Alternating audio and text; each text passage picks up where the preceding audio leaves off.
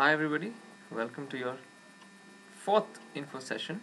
And this time we don't have any GDP, we don't have interest rates, we don't have FDI, but what we do have is very pertinent, and that is how to tackle a PI.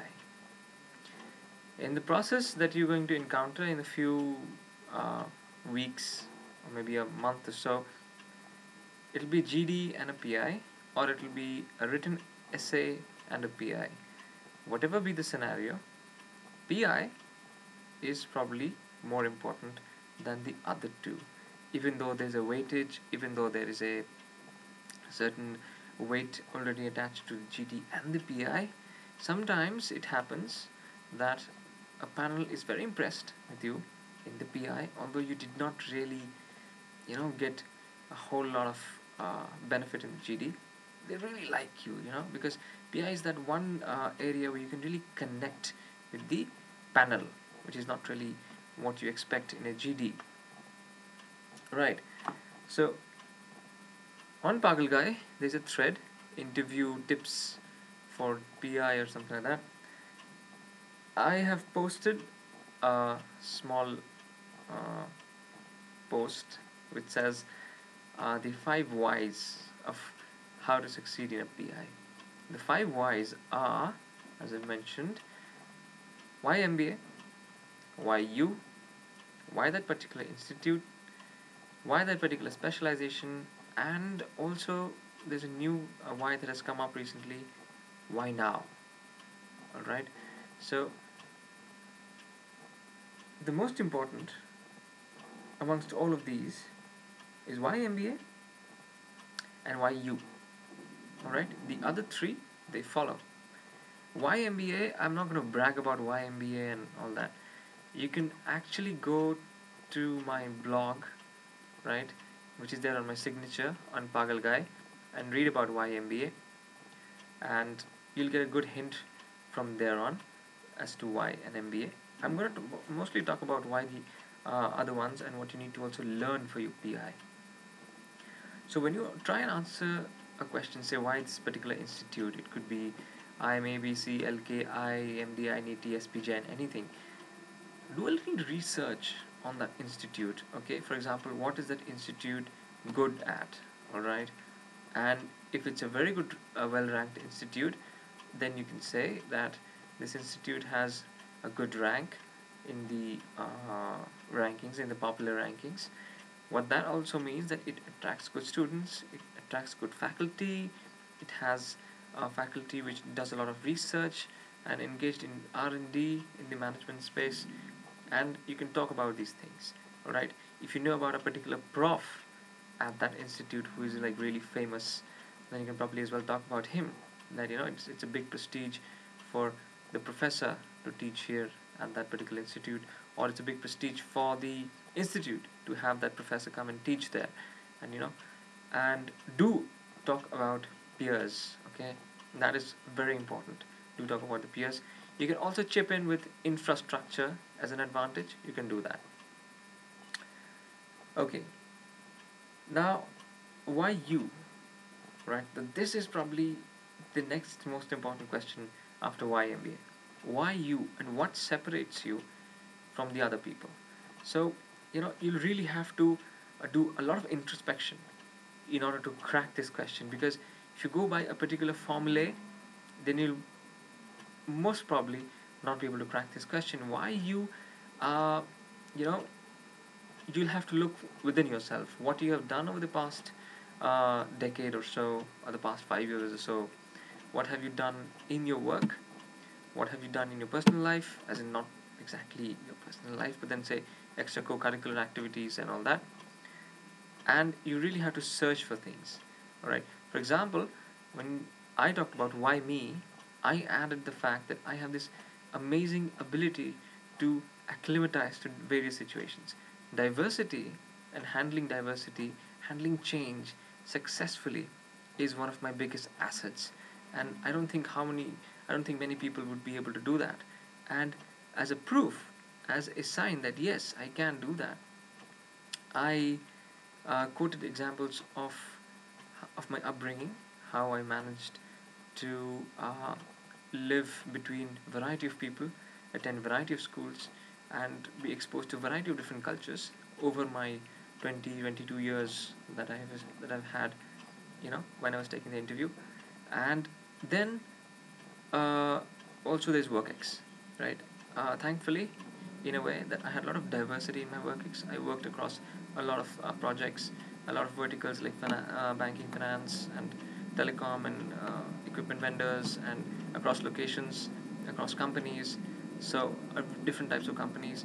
So I have seen a lot. So I had that um, points. I had those points with me to accentuate that fact that yes, from my upbringing to where I have worked to also my family, where most of the people uh, are completely unique, right? Except for I and my brother who share a common field, science, and that's it. So there's a lot of diversity everywhere. From where I was brought up, with the kind of people that I've been with Biharis, Punjabis, Haryanvi Jats, and all sorts of people. And from my education that I've been attending different schools, from my work ex, so I could accentuate that fact. You have to look for a certain, your trump card in that sense, and try and put that forward. Say that, like what I did. Like, okay, this is diversity, and I don't think many people would have this. In that sense. What you need to learn about before you go for your PI, that is also very important, because most of the times you'll be asked a lot of these questions, okay? Because say, why MBA, and that's it. All right, there'll probably be a couple of cross questions if you answer it bad enough, and if you answer it very well enough also. There could be a couple of cross questions on, say, why you, for example. But that's it. That's a total of 5-6 questions maximum. But in an interview, you can almost expect a total of, say, around 15 questions on an average. The thumb rule says that. So what all do you need to know about? Know about your company if you worked, your background, as in your engineering and all that, and the latest headlines. All right. So when I say know about your company, please read up on your company. All right. Is your company listed in a stock exchange, or is it not listed? If it's listed, where is it listed? All right. Who is your CEO? Right. Okay. Then say what exactly is the business that your company is into. All right. What is the turnover? What are the profits? Has there been any big news about your company? Like, for example, I was working at Hewitt Associates, right? When I took the interview last year, my company went through a merger with another company in the US, and that was a big news. Okay, that was a $5 billion merger. That was a big news. So I had something to talk about, right? And if they knew, they're gonna ask you, right? So you better be on your toes as far as that is concerned. Secondly, there is also a little fringe reading that you need to do, and that involves reading about your company's competitors. All right, like for example, Hewitt's competitors would be the Hay Group and Mercer and all that. So you have to read about them. All right, and there could be also unnerving questions that could be asked. All right, like for example, one of the candidates in an interview was asked that, okay, so you're working in a company ABC, right? So XYZ would be ABC's competitor, am I right? He said yes. Okay, what is XYZ's current stock price? He didn't know. XYZ stock price is an abrupt question. It's a random question. So what you can probably do is just know what they are at. You need not say that, okay, it's 519 rupees and 21 paise. No, you may not do that. You can just say it's somewhere around 550, 500.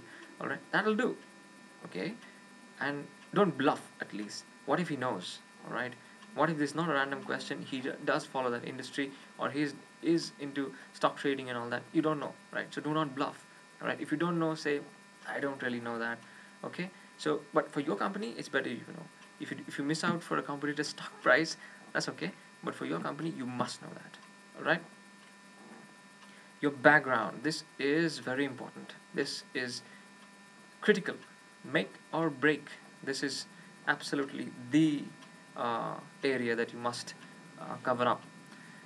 When I first walked in for my interview, uh, I was asked about, he asked me, you're from a science background. I said, yes, sir.